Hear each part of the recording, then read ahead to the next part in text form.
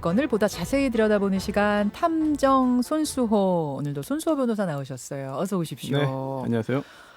우리가 앞에서는 뭐 웃으면서 좀 화기애애한 얘기도 하고 기분 좋은 기생충 얘기도 했습니다만 오늘은 탐정에서는 또 심각한 사건 얘기를 가져오신 거죠? 네, 사람이 또 죽었으니까요. 예. 또 심각한 얘기인데 어느 얘기보다 심각한 얘기인데 두 아이 방치 사망 사건. 엊그제 보도가 되면서 사실 저도 깜짝 놀랐어요. 너무 네. 마음도 아팠고. 그러니까 네. 20대 부부가 두 자녀를 그냥 방치해서 네. 죽게 했다는 사망하게 했다는 거잖아요. 그렇습니다. 자녀 3명 중에 2명이 사망했습니다. 예. 그리고 또 한 명도 장기간 그냥 내버려 둔 것으로 밝혀진 사건인데요. 다른 언론에서는 이제 방임치사라는 제목으로 보도되기도 하는데 용어 정리를 좀 할 필요는 있어요. 아동복지법에서 뭐 폭력이나 가혹행위, 또 자녀에 대한 유기, 방임을 이제 아동 학대라고 하는데요. 예. 뭐 보호 감독을 받는 아동을 버리거나 뭐 내버려두면 내팽겨두면 이게 유기가 됩니다. 그렇죠. 네, 또 이런 유기와 구분해서 의식주를 포함한 기본적인 뭐 보호, 양육, 치료, 교육을 소홀히 하면 방임이라고 하거든요. 네, 법적으로는 그렇게 개념이 좀 다르죠. 다른 개념이군요. 네. 아무튼 두 아이가 이게 숨진 사건인데 두 아이가 숨지면서 이번에 밝혀진 게 아니라 네. 무슨 조사를 하다가 발견이 된 거라면서요. 작년 말에 복지부하고 경찰이 함께 전수조사를 했어요. 예. 그 과정에서 드러나게 됐습니다. 자, 두 아이가 죽고 하나는 오랫동안 방임 상태였던 그 사건. 근데 그게 이제서야 밝혀졌다는 거. 사실 그 자체가 문제예요. 네, 오늘의 핵심 주제인데요. 왜 뒤늦게 이제서야 밝혀졌는가 살펴보고요. 보완책을 찾아보겠습니다. 뒤늦게 밝혀졌다 할 때 뒤늦게가 한 4년 만에 밝혀진 네, 거죠, 이거. 그렇습니다. 예. 자, 어떤 사건인지부터 설명해 주시죠. 네, 복지부와 경찰이요. 작년 10월부터 12월까지 만 3세 아동의 뭐 소재, 안전 여부에 대한 전수 조사를 실시했어요. 예, 예. 근데 2015년에 출생한 아동을 보니까 약 44만 명입니다. 근데 그 중에서 유치원 어린이집 다니는 걸로 확인된 게 약 40만 명이에요. 예. 그럼 3만 명 남잖아요. 예. 그 중에서 또 해외에 체류 중인 아동이 10,000명 정도입니다. 이거를 다 빼보니까 이제 나머지 아동들이 약 3만 명이거든요. 그래서 이거는 뭐 그냥 집에서 가정 내에서 양육 중인 걸로 보이는 아동이 3만 명이기 때문에 그 3만 명을 다 찾아본 겁니다. 그러니까 공식적으로 소재가 확인된 아이들은 일단 제외하고 네. 도대체 어디 있는지 정확히 모르겠는 아이들만 한 3만 명을 찾았어요. 네, 굉장히 뭐 어려운 작업이었을 것 같은데 그렇죠. 그래서 모두 완전히 확인이 된 겁니까? 다행히도 거의 대부분은 다 확인이 됐고요. 23명의 소재와 안전이 이제 명확하지 않았습니다. 그래서 경찰에 수사 의뢰했고요. 예. 올해 1월 한 달 동안 소재 추적에 나섰는데 그중에 22명은 안전하다고 확인이 됐습니다. 23 중에 22은 네, 그리고 문제는 바로 오늘 사건의 A군이었죠. A군. 예. 2만 9천여 명의 아이들 중에 문제가 됐던 바로 그 한 사람 A군. A군 가정에 과연 무슨 일이 있었는가 들어가 보죠. 네, 경찰이 이 부모에게 당연히 질문을 했습니다. 이게 어떻게 된 일이냐? 첫째 아들 어디로 갔느냐? 네, 이제 첫째 아들을 어떻게 키웠냐? 네. 그동안 뭐 했냐? 뭐 했냐? 그럼 둘째 아이는 지금 어디 있냐? 그렇죠. 왜 안 보이냐? 음. 이랬더니 이 부부가요. 둘째는 친척 집에 가 있다. 어허. 이렇게 대충 이렇게 말을 한 거예요. 예. 하지만 누가 봐도 이상하잖아요. 경찰이 계속해서 집요하게 추궁을 했고 결국 사건의 전모를 실토하게 됐는데요.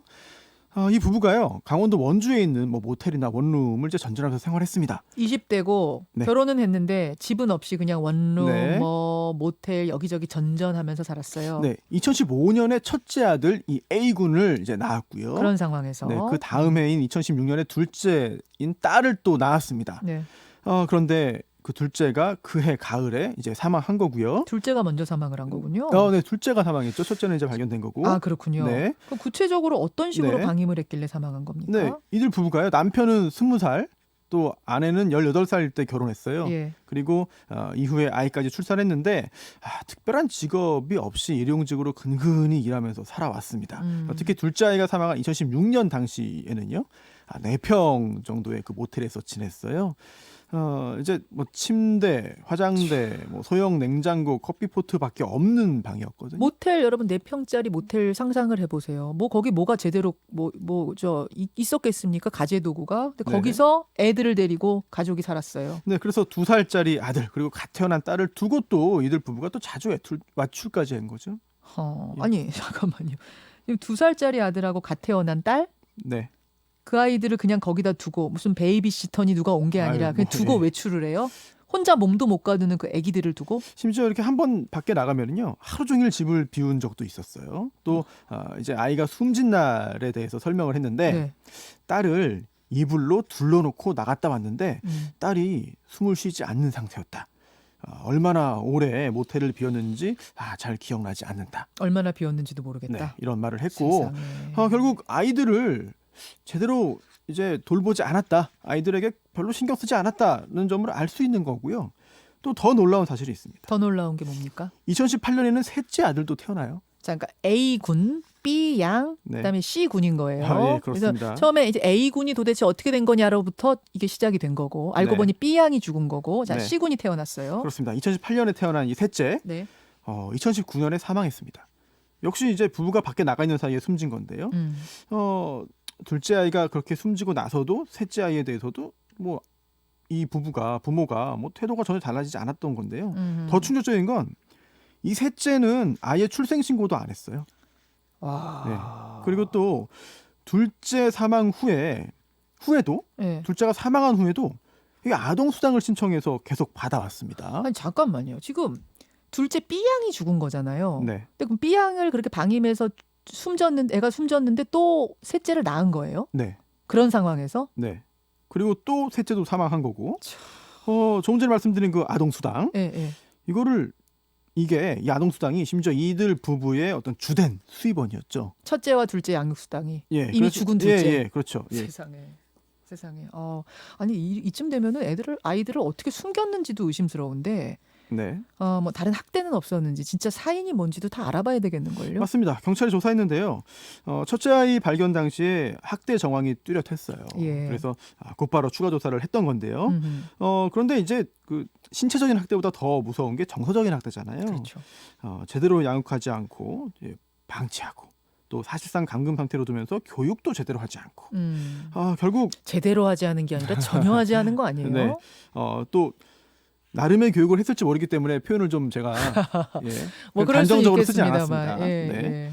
예. 일반적인 또래 아이들처럼 성장하지 못했다는 점은 확실하지 않은가 싶어요. 그게 더 큰 문제죠. 그러면은 B 양과 C 군 둘째, 셋째 사이는 정확히 나왔습니까? 시신을 확인할 필요가 있잖아요. 네. 그래서 시신이 어디에 있는지부터 물었는데 친척 묘지 인근에 묻었다는 진술을 확보하고 경찰이 실제로 시신을 찾아냈습니다. 그런데 이미 백골 상태여서 정확한 사인 규명이 쉽지 않아요. 그래서 이게 아동학대 치사인지 그렇죠. 뭐 폭행 치사인지 그렇죠. 상해 치사인지 알 수가 없는. 아니면 끔찍하지만 살인인지 확인하기가 쉽지 않습니다. 정말 한숨만 나옵니다. 지금 우리 청취자들 반응도 제가 보고 있는데 다들 짐승만도 못한 거 아니냐 뭐 이런 말씀들 해주고 계세요. 그렇다면 네. 제가 처음에 던졌던 질문. 아이들이 숨진 게 벌써 몇 년 전인데 네. 이제야 밝혀진 이유는 뭐냐? 어떻게 숨겼고 어떻게 양육수당까지 탔느냐? 네. 여러 가지 이유들이 있어요. 차례대로 좀 살펴볼게요. 네. 첫 번째는 구멍난 사회 안전망. 2015년에 첫째 태어났습니다. 그런데 작년 말까지 이 아이가 어디서 어떻게 지내는지 또 심지어 살아있기는 한 건지 알 수 없었어요. 네, 예. 또 2016년에 태어난 둘째는 사망했지만 최근까지도 몰랐습니다. 사망 사실을. 양육수당, 아동수당 계속 나갔는데도. 네, 이렇게 수당을 지급하면서도 생존 여부조차 몰랐다는 게 문제인 거죠. 아니 물론 모든 그 많은 몇만 명의 아이들이 일일이 찾아다니면서 어떻게 지속적으로 관찰을 하냐라고 물을 수도 있어요. 맞습니다. 쉬운 일이 아니에요. 이번처럼 전수조사를 한다는 게. 네. 그런데 또 이렇게도 볼 수 있습니다. 경찰이 어떤 그 도피한 또는 도주 중인 잠적한 용의자를 찾을 때 네. 또는 실종자를 이제 수색할 때 어떻게 합니까? 이게 생활 흔적이라는 걸 찾죠. 생활 그렇죠. 반응이 있는지 여부를 찾습니다. 즉 뭐 휴대전화 사용 기록이 있나, 신용카드 기록도 보고, 그렇죠. 그리고 또 의료기관에서 진료한 기록이 있나 그렇죠. 보는데 이런 그 영아 또는 유아의 경우에는 예.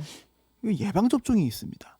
그래서 병원을 자주 가야 되는데요. 필수가 있어요. 예. 네, 그렇습니다. 그래서 이번 사건에서도 둘째 아이가 이제 생후 12개월에서 36개월 사이에 꼭 받아야 되는 필수 예방 접종 이게 있는데 이걸 한 차례도 받지 않았어요. 이거를 확인할 수 있지 않았을까라는 생각이 들고요. 결국 뭐 어린이집 유치원에 이제 다니는 아이가 아니라면 예. 이 아이들의 진료 기록을 좀 전산으로 정확하게 확인한다면 좀 문제점을 좀 더 빨리 찾을 수 있지 않았을까라는 생각이 듭니다. 그러네요. 예, 이번 사건이 이렇게 늦게 밝혀진 두 번째 이유, 출생 신고에 허점이 있지 않나. 출생신고제. 네, 우리나라가 이게 주민등록 체계가 굉장히 촘촘하게 잘 이루어져 있습니다. 예. 그런데 역설적으로도 그렇게 되어 있기 때문에 애초에 이 주민등록 체계에 들어오지 않으면 이제 관리에서 벗어나게 됩니다. 한 번 벗어나면 계속 벗어나는군요. 네네, 애초에 아예 출생 신고를 안 하면 들어오질 않잖아요. 그 세 번째 아이처럼. 네, 관리 범위에 들어오질 못하잖아요. 둘째, 네. 셋째 아이. 예. 출생 1년 만에 사망했지만 관계기관이 알 수 없었습니다. 예. 이번에 우연히 이제 조사 끝에 확인되지 않았으면 한 생명이 태어났다 결국 세상을 떠났다는 사실 자체도 몰랐겠네요. 아무도 몰라요. 실제로 이런 사례들은 종종 있었죠. 가명을 써서 이제 예. 하은이 사건이라고 하죠. 2010년에 생후 2개월 된 딸이 이제 사흘 동안 고열에 시달렸는데도 병원에 데려가지 않아서 숨진 사건이 있습니다. 있었어요. 7년 지나서 친모가 경찰에 자수해서 수사가 시작됐는데요. 근데 안타깝게도 그때도 출생 신고 안 돼 있었기 때문에 친모가 자수할 때까지 관계 당국도 몰랐고 이웃도 몰랐어요. 완벽한 사각지대였던 거죠. 그렇죠. 근데 저는 요즘 아이를 집에서 낳는 경우는 거의 없잖아요. 그렇죠. 병원 가서 낳잖아요. 네. 그럼 병원에서는 일단 다 체크가 되는 걸 텐데, 기록이 남을 텐데. 네, 병원에서는 근데 출생 증명서를 줄 뿐이에요. 부모가 주민센터에 가서 출생 신고를 해야만 합니다. 그러면 이거는 이 제도는 좀 단순하게 연계시키면 안 되나요?